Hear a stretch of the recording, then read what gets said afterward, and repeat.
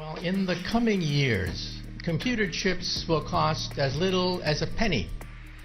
That's cheaper than garbage, cheaper than scrap paper. So computer chips will be everywhere and nowhere, including our contact lenses.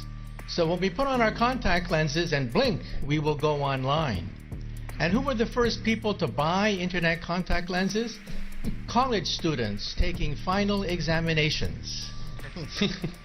This means that my students will blink and they will not have to memorize all the things I've been talking about. This is going to revolutionize education because we cannot force students to memorize things that they can simply blink and get.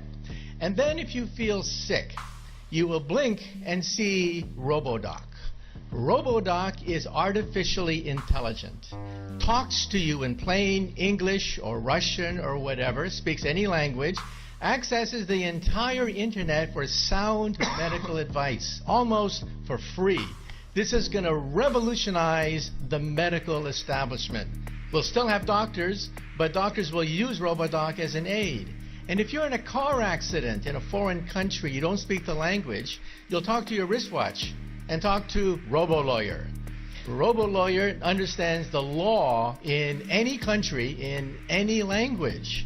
In fact, I personally believe that artificial intelligence, the robotics industry, will eventually become bigger than the automobile industry of today, because your automobile will become a robot.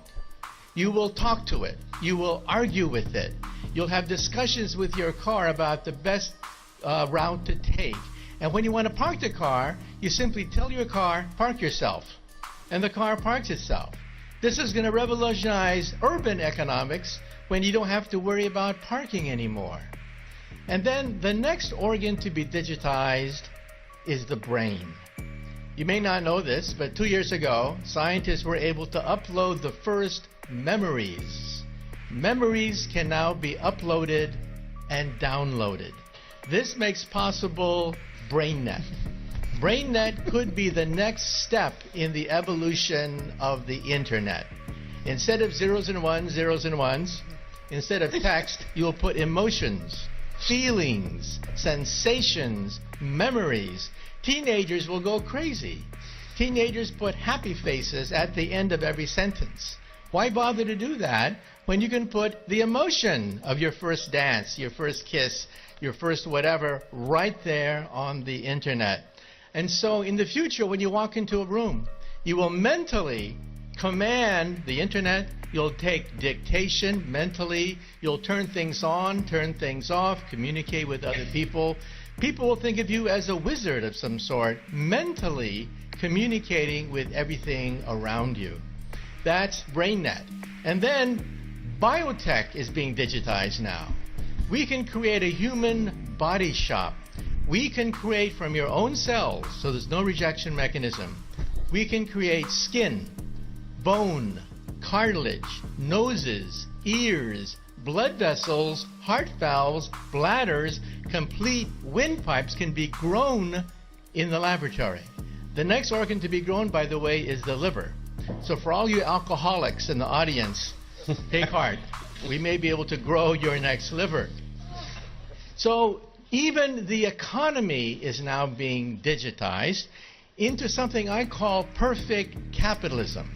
You see, capitalism is based on supply and demand, but you don't know who's cheating you when you buy something.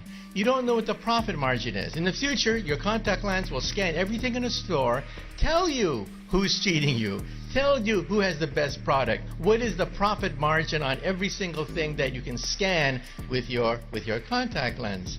And so capitalism becomes perfect supply and demand. This means that there are winners and losers.